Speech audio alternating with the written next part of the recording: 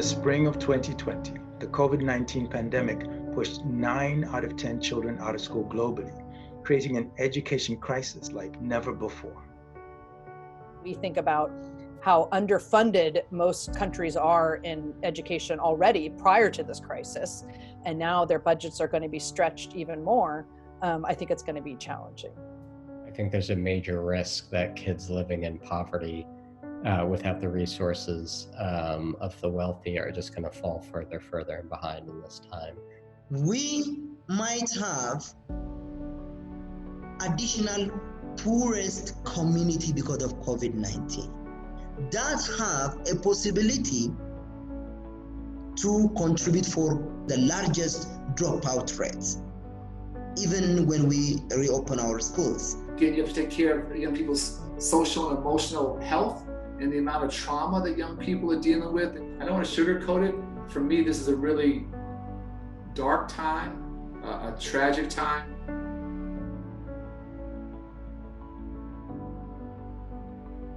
So we started asking, how have education leaders responded to crisis in the past?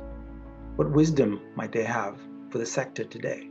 In 1980, when Zimbabwe moved from Rhodesia to independent Zimbabwe, I was thrust at the deep end of the swimming pool, having to lead an education system that throughout 100 years of colonialism has been segregated along racial lines.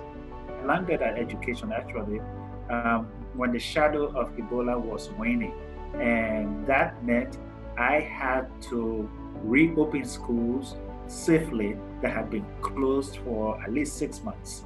We went through several, crises over the couple of decades that I was at Room to Read, from a global crises to specific country ones like the Nepal earthquake or tsunami in Sri Lanka and Indonesia. First 4 to 5 years, we're just getting schools back up off the ground in a situation where the city had been devastated by a natural disaster and children had suffered an immense amount of post-traumatic stress.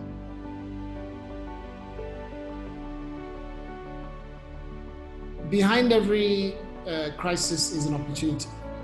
And so my greatest wish for all who are involved in education today is that they don't simply go back to the status quo. There has to be some kind of radical movement to repurpose the meaning of this crisis. I think it's calling us to be radical. It's calling us to reimagine what the classroom is, what the classroom could be. COVID-19 is providing us with a reflective moment in time to be able to rethink how we deliver learning and how we measure it. We are all inextricably linked, and we can't be okay until everybody's okay. This is a unique opportunity to reset education systems. Be a visionary. Think of things that nobody can even dream about.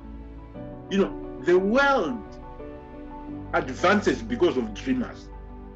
Let's not continue with the status quo, and let's use this opportunity with the COVID crisis to actually reimagine everything. It's easy to get fearful, and I think the thing I'd want to emphasize is it's up to us. Human agency can determine these things. The power is in our hands. So whatever you're doing, wherever you are in the world, education is the beginning of empowering people, and empowered people will always be able to make the world a better place.